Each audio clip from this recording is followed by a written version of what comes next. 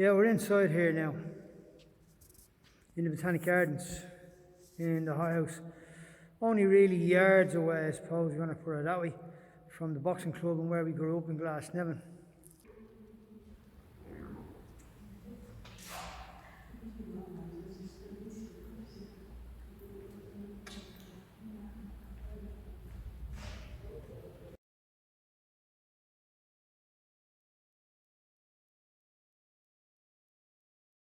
Here I have George Fitzgerald, and he's going to talk about his time in the D11 Runners, one of the greatest and most loved bands ever to come out of Finglas. Hey George, thanks for joining us today. No problem, Ernie. How are you? How are you keeping? Yeah, okay? grand, okay.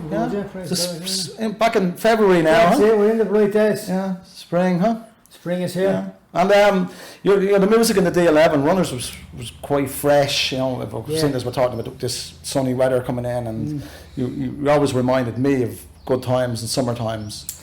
Yeah, because it's an interesting thing you just said, and I'll tell you why. Because before the show, before I come on to the studio and come down, I just basically regurgitated that. I went in to listen to a couple of tracks by the D11 Runners, which is big. Love Letters, Give Me Back My Love, I Surrender, and Yeah, I think it was in People That Stand Right. And I'd had a quick listen to them. Now, what they are on YouTube is recordings after recordings after recordings after recordings, so the quality would be quite poor. But so I stripped them off and I put them into a software just to heighten them a small bit.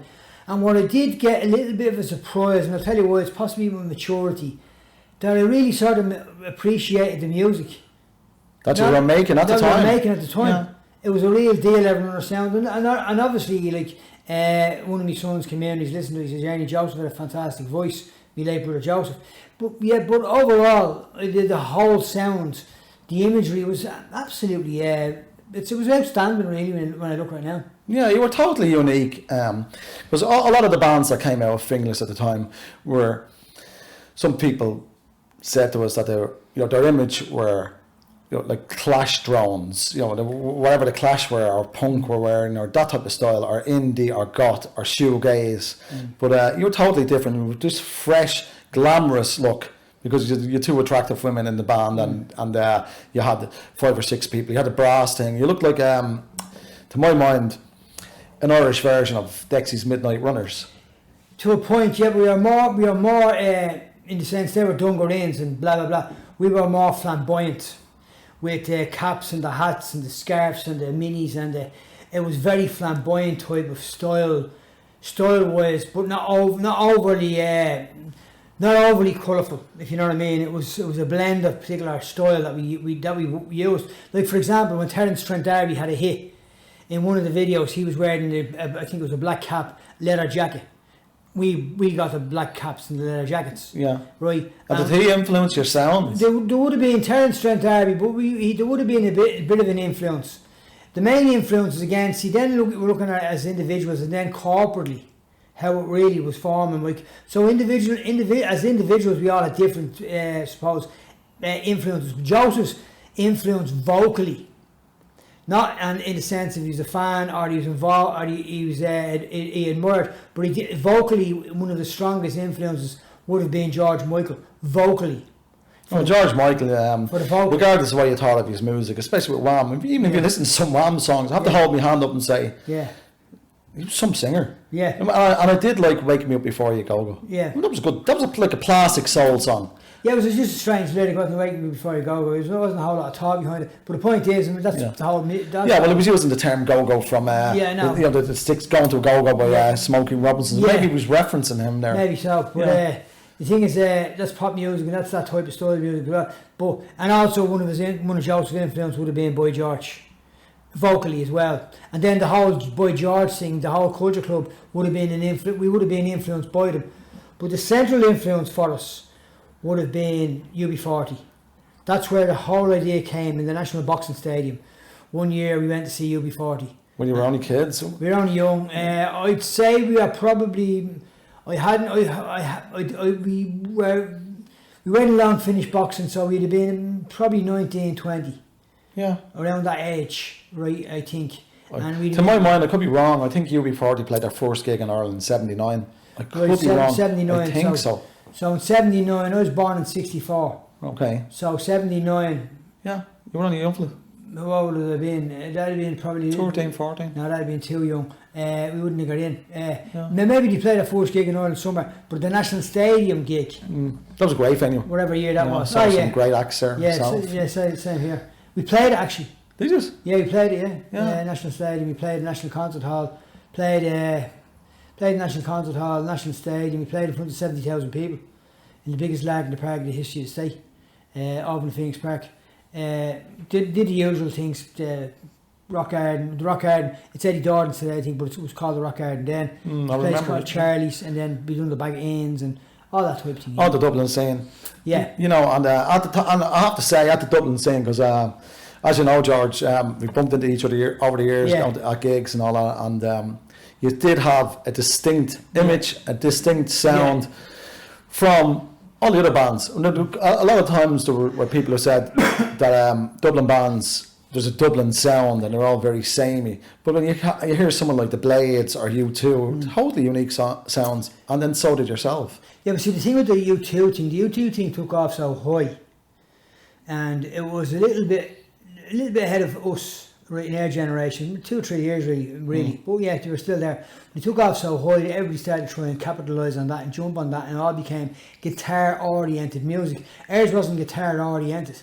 Conscious effort to move away from it. Yeah, it was a conscious effort to move away from it, and it wasn't in the genre or of our influences. We'd have been more influenced, I suppose. Like, one of our influences would have been James Brown.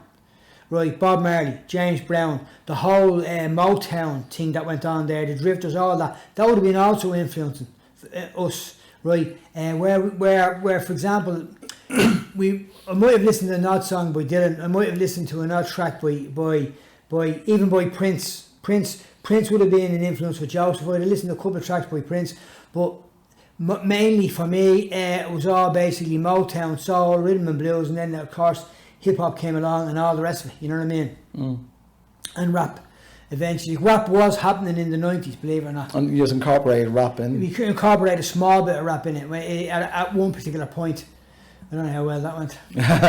Well, at least you tried it. You know, I mean, you're open to all these new influences, and which kind of keeps you fresh. Yeah, that's it. We were always trying to keep work with a different idea. We purposely designed everything we did. In other words, we purposely designed from the shoes, from the laces, from the jeans, from the tops, from the hats, from the caps, from the shaved heads, from the moment we left. It was all purposely designed. Now, it wasn't in the initial stages when we were a bunch of kids from Finglas with a dream, right? But eventually, what happened was we became very aware of our image. That our image was very strong. Like for the thing with me and Joseph, let's put it this way: you have two fellas walking down O'Connell Street, right? They have leather jackets on them, caps on them, white polo necks, earrings, and they're twins. People are going to look. It'll stick out a mile. Yeah. Right. Yeah. So we've always had that. Yeah. Growing up, I didn't know. I'd be saying hello to Joe, and it'd be George. I was saying hello to you. You know, back in the day. You know, so there you are. So we grew up with that because it was like look at the twins in the pram. Now obviously I wasn't conscious of that, but it went from that, the twins in the pram, the twins in the school, the twins here. You know, the twins. So we were always sort of the centre of attention when it comes to that. So we grew up with that in our own small, suppose, world. But yeah, we were very, very aware of using it. And I remember one time a friend of mine, me, Sandra, Bella and Marion, we'd been over in Portugal for a couple of weeks. And we'd come back from Portugal and on the Sunday. So we went down to the Drake in Finglas on the Sunday night. Now obviously we were 3 weeks in Portugal, so we were fairly tanned up and we were young. It was actually me and Sandra's honeymoon.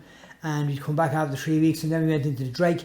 And the next night I visited a friend of mine, a girl, and telling her how the honeymoon went, and she said to me, "You were in the Drake last night?" I said, "Yeah, how do you know?" She said, "A friend of mine told me." She says, "You want to see the D11 Runners? They look like film stars." There you go. Yeah, because you were different. Yeah, and see, that was the whole purpose. That wasn't just an accidental thing. Yeah. And I'm not saying we are absolutely extremely good-looking people. In actual fact, when I look back on the photographs, it was all, we suppose we had a bit of looks going on. Well, obviously, Sandra had more than the rest. Yeah, well, you had a bit of style. Yeah, style. Yeah. No, like I was saying earlier on, you did have 2 attractive-looking women. Yeah, that's right. And that would have put a focus on. Absolutely. And then also, apart from that, you had two twins. That's right. Who looked Yeah, and You then know, the other brother, Pat, who wasn't far away from us, he could have been a triplet. You know what I mean? He looked like us. An Irish twin, Irish triplets. He was similar to us. A bit younger, obviously, a few years younger. But the point is, you know he's our brother. So there was that going on. Yeah, I remember one of your early gigs. It was down in Finian School. It was out in the open one day. I was sitting there, myself and one of the other lads, and this is when we first heard that you were a band. Yeah. So we said we go out and check these out and see what they're like.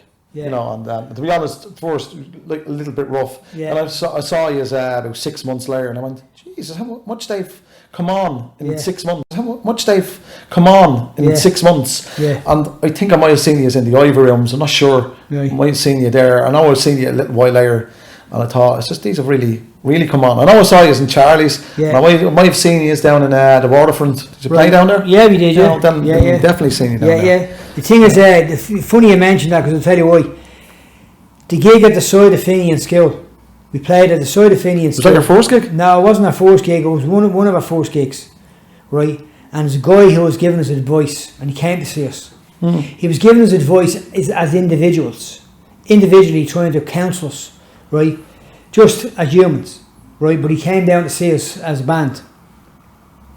And he brought us into the room and he said, okay, I've something to tell you. And he's probably ain't going to like it. And we said, what? Unless you change actually everything, you're going to actually go nowhere. What I heard you and so that kind of tallies what I just said, that 6 months later you were totally different. Yeah, it was you just had to improve so much. Yeah. It was after that gig. That was the gig that done it. Right, well there. He said, you can live in comfort zone if you want, and you can clap yourselves in the back and all that, but the reality is, unless you change drastically, nothing's going to happen. And that was the eye-opener for us. Well, and certainly you took it on board. Yeah. Because you had chart success too. In Ireland. Yeah. We had three hit singles in Ireland, and we had I think we had a radio hit in Britain, and we'd been played in America as well. And then we were in the head. We were there was a big article in us in the European. The European is the biggest newspaper in Europe at the time in the 90s. So we were in the European. We were in the Los Angeles Times, the D11 Runners. It was connected to the film, of course, Ken McCluskey. Yeah, I was going to get on to that, but you always get asked, George. You always get asked about the commitments. Always. Always on the. Any interview that you do, I know you can't avoid it because people won't. There's always, you're just entwined with.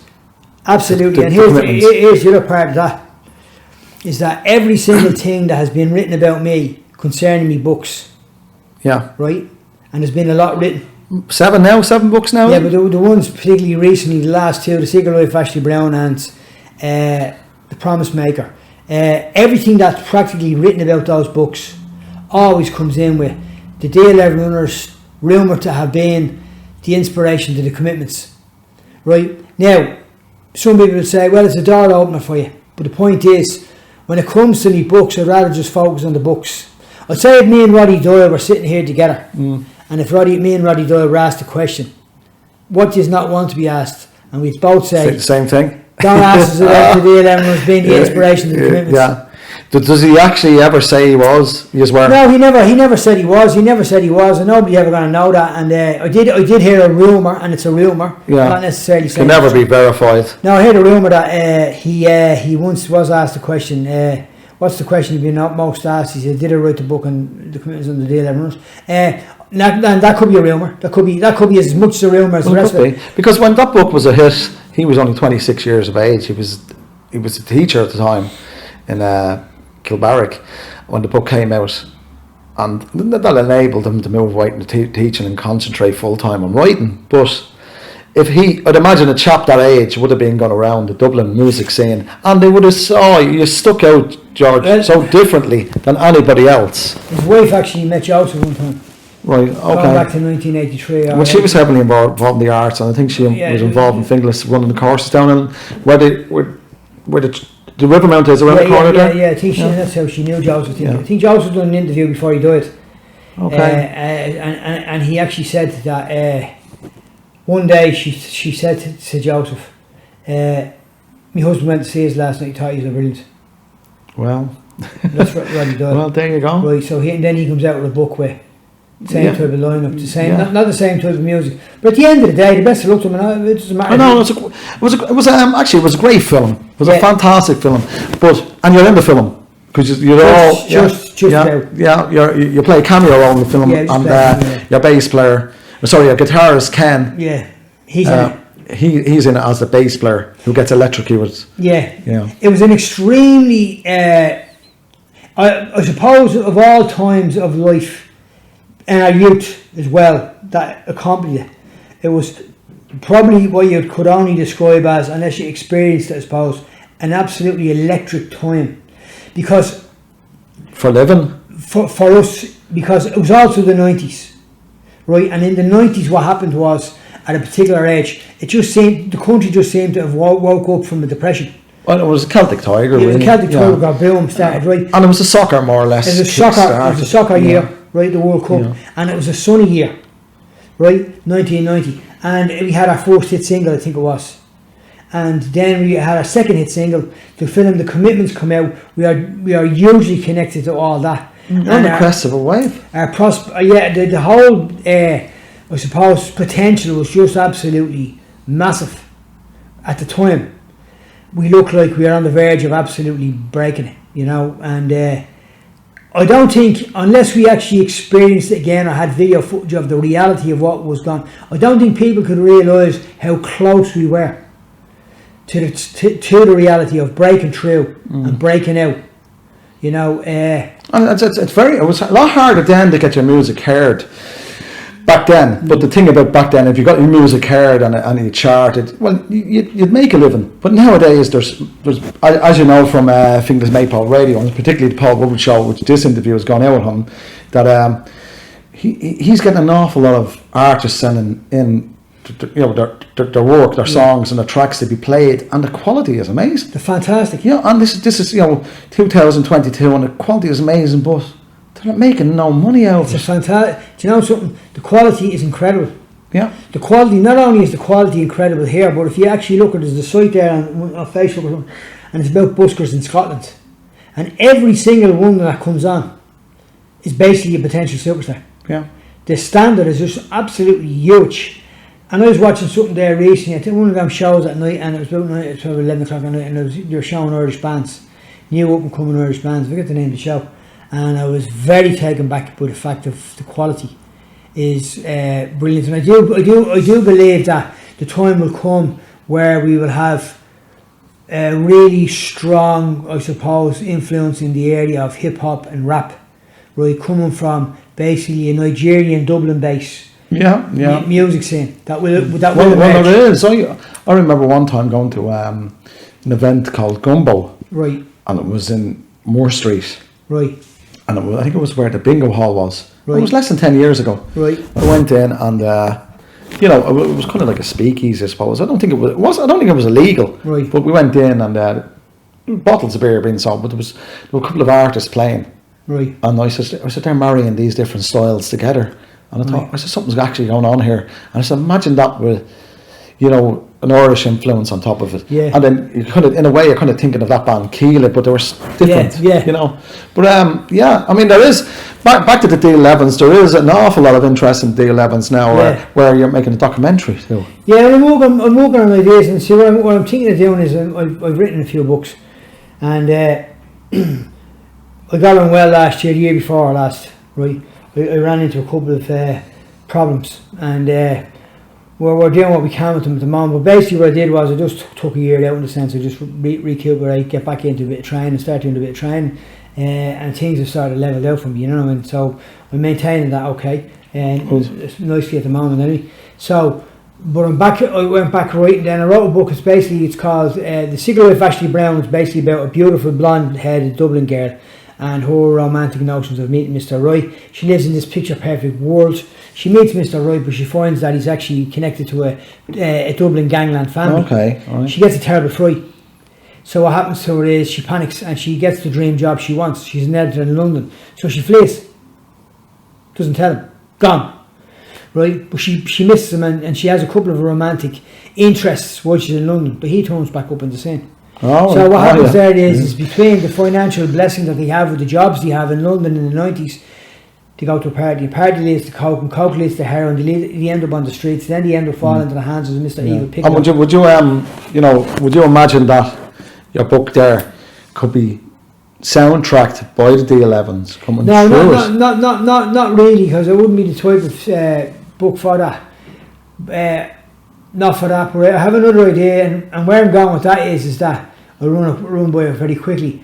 But she ends up, she things happen. But in the next book, the sequel to that, The Promise Maker, she's at a funeral in Dublin, back in Dublin 10 years later, and she meets her old friend Frankie.